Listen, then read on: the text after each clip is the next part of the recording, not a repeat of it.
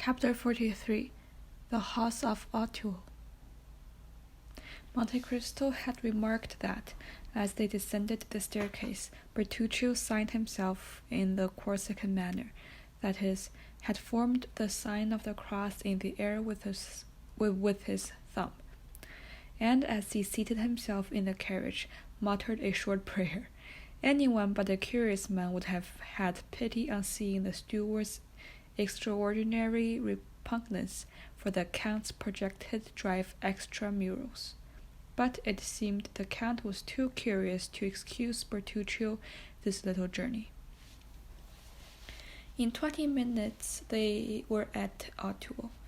The steward's emotion had continued to augment as they entered the village. Bertuccio, crouched in a corner of the carriage, began to examine with a feverish anxiety every house they passed.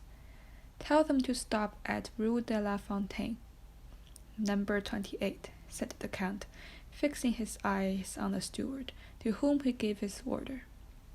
Bertuccio's forehead was covered with perspiration, but however he obeyed, and leaning out of the window, he cried to the coachman, "Rue de la Fontaine, number 28. Number 28 was situated at the extremity of the village. During the drive, night had set in, or rather, a black cloud, charged with electricity, gave to the premature darkness the appearance and the solemnity of a dramatic episode. The carriage stopped. The footman sprang off the box and opened the door. "Well," said the Count, do you not get out, Monsieur Bertuccio? You're going to stay in the carriage, then? What are you thinking of this evening?" Bertuccio sprang out and offered his shoulder to the Count, who this time leaned upon it as he descended the 3 steps of the carriage. "Knock," said the Count, "and announce me." Bertuccio knocked, the door opened, and the concierge appeared. "What is it?" he asked. "It's your new master, my good fellow," said the footman, and he held out to the concierge the notary's order. The house is sold, then?" demanded the concierge, "and this gentleman is come to live here?" "Yes, my friend," returned the Count, "and I will endeavor to give you no cause to regret your old master." "Oh, monsieur," said the concierge, "I shall not have much cause to regret him, for he came here but seldom.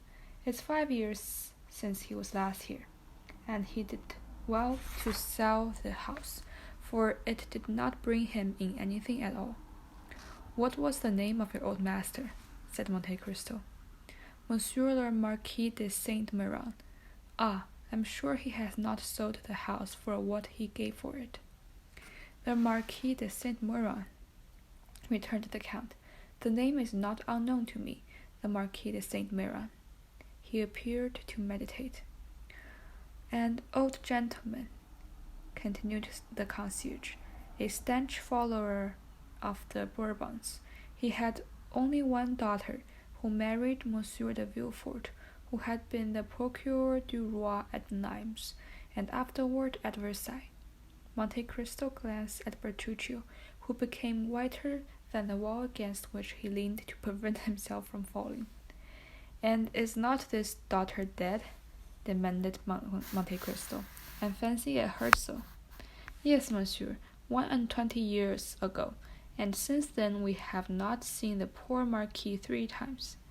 Thanks, said Monte Cristo, judging from the steward's utter prostration that he could not stretch the cord further without danger of breaking it. "Give me a light." "Shall I accompany you, monsieur?" "No, it is unnecessary. Bertuccio will show me a light."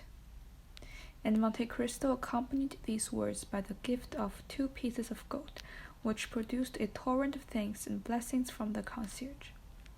"Ah, monsieur," said he, after having vainly searched on the mantelpiece and the shelves, "I have not got any candles." "Take one of the carriage lamps, Bertuccio," said the Count, "and show me the apartments." The steward obeyed in silence, but it was easy to see, from the manner in which the hand that held the light trembled, how much it cost him to obey. They went over a tolerably large ground floor, a first floor consisting of a salon, a bathroom, and 2 bedrooms. By one of these beds they arrived at a winding staircase that opened onto the garden. "Ah, here is a private staircase," said the Count. "That's convenient.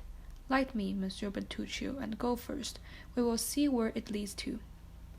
"Monsieur," replied Bertuccio, "it leads to the garden." "And pray, how do you know that?" "It ought to do so, at least." "Well, let's be sure of that." Bertuccio signed, and went on first. The stairs led, in reality, to the garden.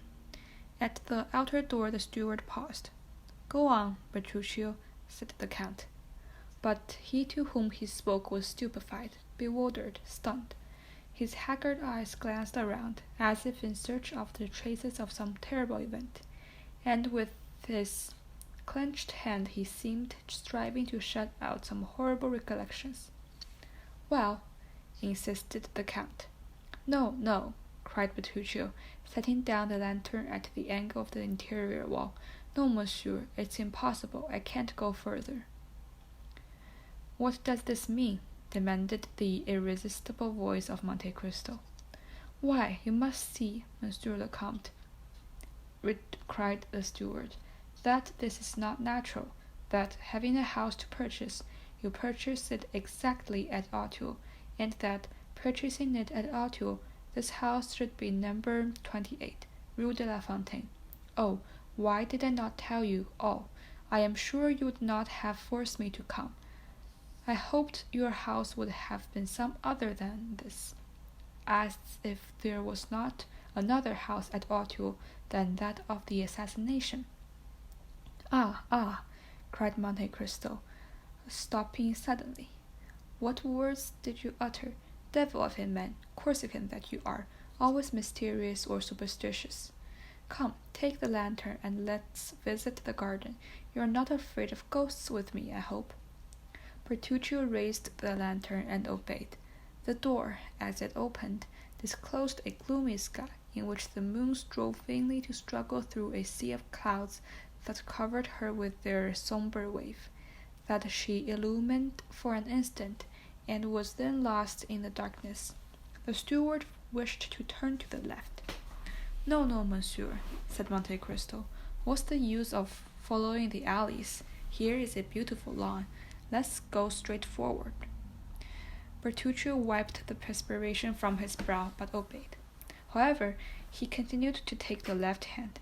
Monte Cristo, on the contrary, took the right hand. Arrived near a clump of trees, he stopped. The steward could not restrain himself. "Move, monsieur, move away, I entreat you. You are exactly in the spot." "What spot?" "Where he fell." "My dear Monsieur Bertuccio," said Monte Cristo, laughing, "recover yourself. We are no longer at Sartine or at court. This is not a marquis but an English garden, badly kept, I own, but still you must not calumniate it for that. Monsieur, I implore you, do not stay here." "I think you are going mad, Bertuccio," said the Count coldly. "If that's the case, I warn you I shall have you put in a lunatic asylum." "Alas, Excellency," returned Bertuccio, joining his hands and shaking his head in a manner that would have excited the Count's laughter, had not thoughts of a superior interest occupied him, and rendered him attentive to the least revelation of his timorous conscience. "Alas, Excellency, the devil has arrived." "Monsieur Bertuccio," said the Count, "I am very glad to tell you that whilst you gesticulate, you wring your hands and roll your eyes like a man possessed by a devil who will not leave him, and I have always remarked that the devil most obstinate to be expelled is a secret. I knew you were a Corsican, I knew you were gloomy, and always brooding over some old history of the vendetta, and I overlooked that in Italy, because in Italy those things are thought nothing of, but in France they are considered in very bad taste. There are gendarmes who occupy themselves with such affairs, judges who condemn them, and scaffolds which avenge." Bertuccio clasped his hands, and as, in all these evolutions, He didn't let fall the lantern. The light showed his pale and altered countenance. Monte Cristo examined him with the same look that, at Rome, had viewed the execution of Andrea, and then, in a tone that made a shudder pass through the veins of the poor steward, "The Abbé Busoni, then, told me an untruth," said he, "when, after his journey in France in 1829, he sent you to me, with a letter of recommendation, in which he enumerated all your valuable qualities. Well, I shall write to the Abbé.